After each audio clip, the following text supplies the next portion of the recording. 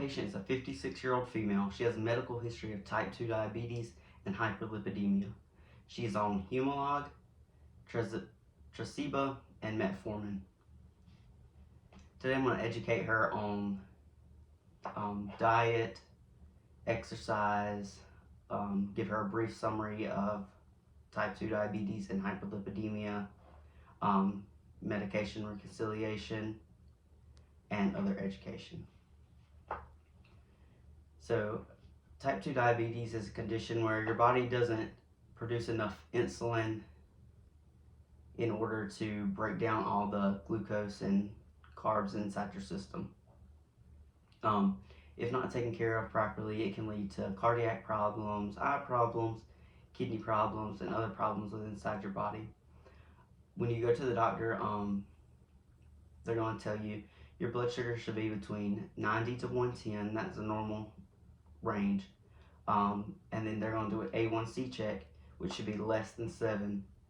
That A1C, it's a 3-month tracker, like progress report of how well you've maintained your diabetes for the past 3 months.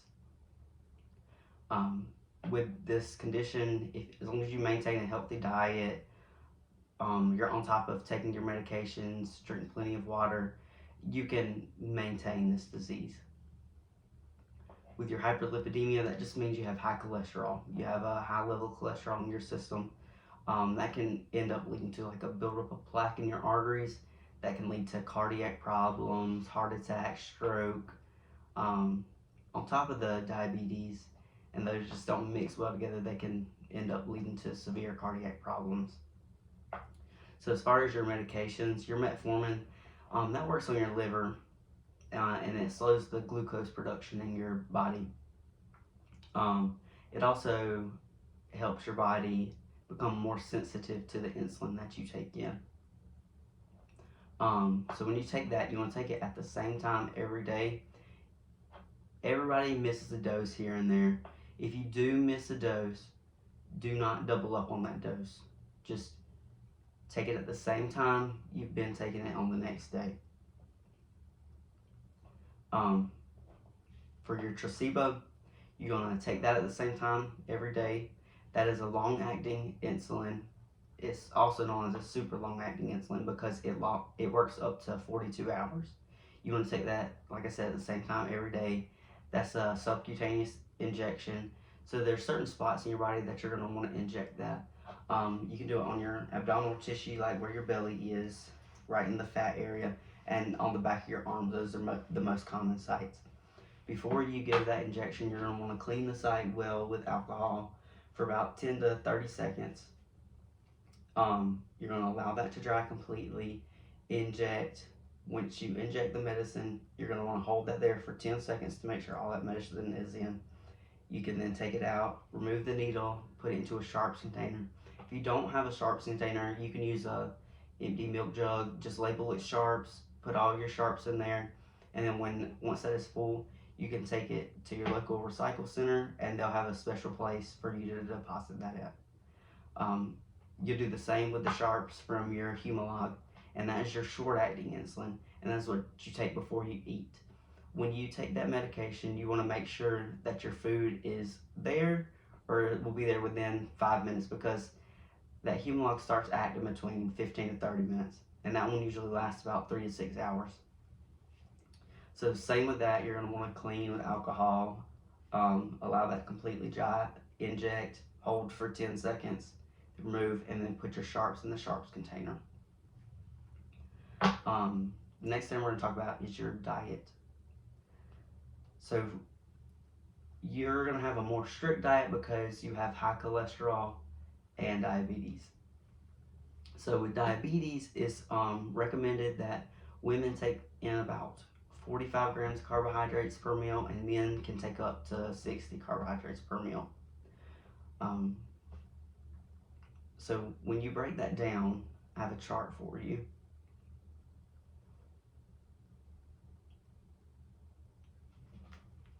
As you can see on this chart, you're going to take in about 50% of vegetables on your plate, 25% of whole grains, and then 25% protein. and that's the diabetes side of your diet. So foods that are good to eat for you to enjoy will be like proteins such as seafood, turkey, chicken, lean ground beef, lean beef of any kind, dairy products, soy products, beans. You can do like salad greens, carrots, zucchini, sweet potatoes. The best fruits for you is going to be berries. And then if you're going to take in sweets, take them in a small amount at a time. And just make sure you stay within that carbohydrate limit. So as far as the cholesterol side of things, you're going to want to do like lean meats. So chicken, turkey without the skin, fish, egg whites. As far as dairy products, you're going to want to do fat-free or low-fat. Cheese, you don't want to do any, like I said, no high-fat. So like less than 3 grams of fat per ounce with cheese. Low-fat yogurt. You can do corn, olive, canola, sunflower seeds. Sunflower oils are best. Whole grain breads and pastas, like we talked about with the diabetes, the whole grains are the best. As far as fruits, the best thing is going to be the fresh fruit, but frozen and dried fruits are okay too.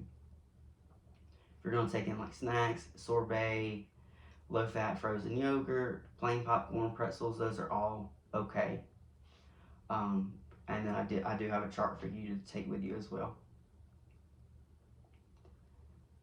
And then for as far as diet and exercise, you're going to want to maintain a healthy exercise pattern to help with your diabetes and your cholesterol. So make sure you're taking in plenty of water.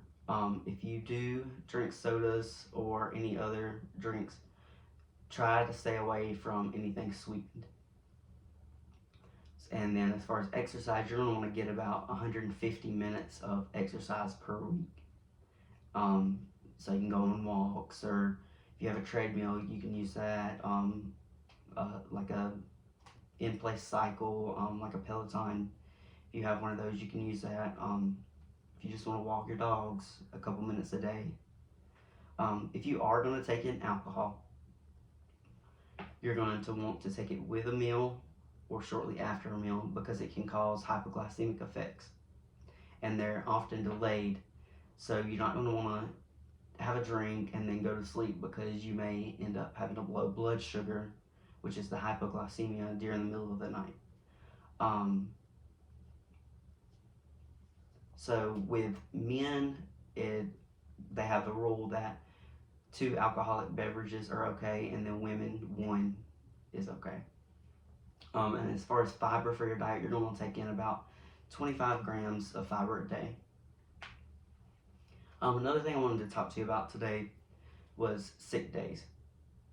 So a sick day, everybody gets them. You can have a cold, stomach virus, and then oftentimes with diabetics, what you see is they're not eating or drinking as much while they're sick, so they think they don't have to take their medications, and that's not the case.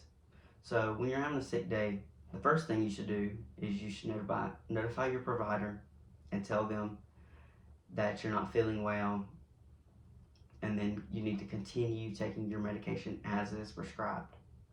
Because if you don't, it's going to raise your blood sugars, which is just going to make you more sick. So if you have ketone strips at home, you're going to want to check for your ketones. You're going to want to check your blood sugar every 4 hours, and make sure you're taking in plenty of fluids so you stay hydrated. When you're taking in those fluids, sugar-free drinks are best. If for some reason you have low blood sugar, you're going to want to drink sugar-filled drinks then to stabilize your blood sugar.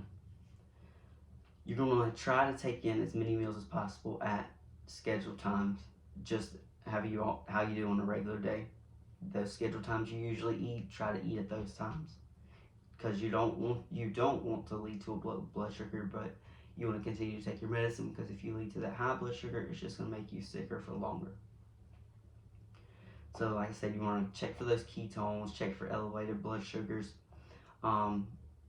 if you have nausea and vomiting that continues, you have those elevated ketones, and you have that elevated blood sugar for a long period of time, usually after 2 doses of correctional insulin, you want to contact your physician to see what he wants to do from there. And the most important thing to do is rest during those sick days, because the more rest you get, the better you're going to heal, and the faster you're going to heal. So we keep talking about hyper and hypoglycemia, which is your high and low blood sugars. So I got a chart for you to take with you as well.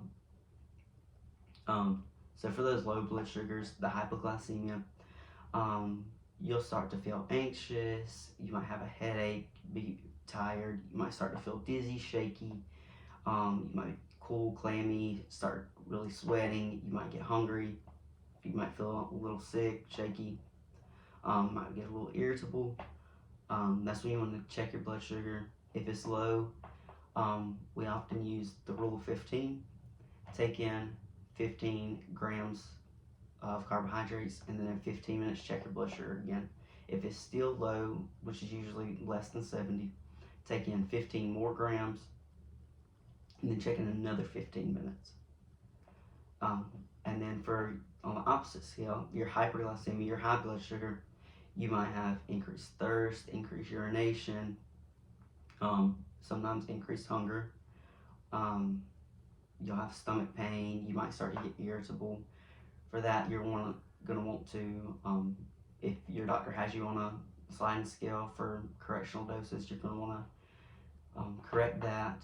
And then if you're not able to get it down, make sure you're taking in plenty of fluids, because you're urinating all that fluid out. You want to take some back in. If you cannot get it down, you want to contact your physician. He may have you go to the emergency room. You may need fluids. You may need more correctional insulin. So just make sure, if you're not getting that blood sugar down within 2 correctional cycles, that you're contacting your physician. As we talked about before, diabetes and your high cholesterol can both lead to other risk factors. The main thing that they both affect is your heart. So on top of when you have glucose, too much glucose in your blood, that can already cause your arteries to start to get clogged. And then with the high cholesterol on top of that, that's just going to make it even worse. So you're going to want to stay on top of both of those, because if they clog off your arteries, that can lead to heart attack, stroke, and a number of cardiac problems. As far as diabetes, you're going to want to have your eyes checked every year, every 2 years at the latest, because diabetes can affect your eyes in multiple different ways. You may experience neuropathy, which is like numbness in your extremities. You're going to want to make sure you're wearing protective footwear at all times, even in your house, because oftentimes with that neuropathy, you may step on something and not notice it, and it's going to get infected. So you want to do daily foot checks, just to make sure there's no cuts, scrapes. You want to get on top of that as soon as possible, because with diabetics, you have delayed wound healing. So with that neuropathy, you're not going to want to use any heating pads on your feet, because if you use that heating pad on your feet and you don't feel it, it may end up burning you, which is going to cause to further injury, which may end up in a hospitalization, and we don't want that. So once you take a shower, get in the pool, you're always going to want to make sure your feet are completely dry, because if the water settles in between your toes and it causes your skin to break down, it's going to take a long time for that, with that delayed wound healing, for your feet to heal. So with that being said, also cutting your toenails. You want to go to a podiatrist to cut your toenails. That way that you're not cutting yourself, because oftentimes you can't feel it with that neuropathy. So if you don't have any other questions, we'll end there. All right, thank you.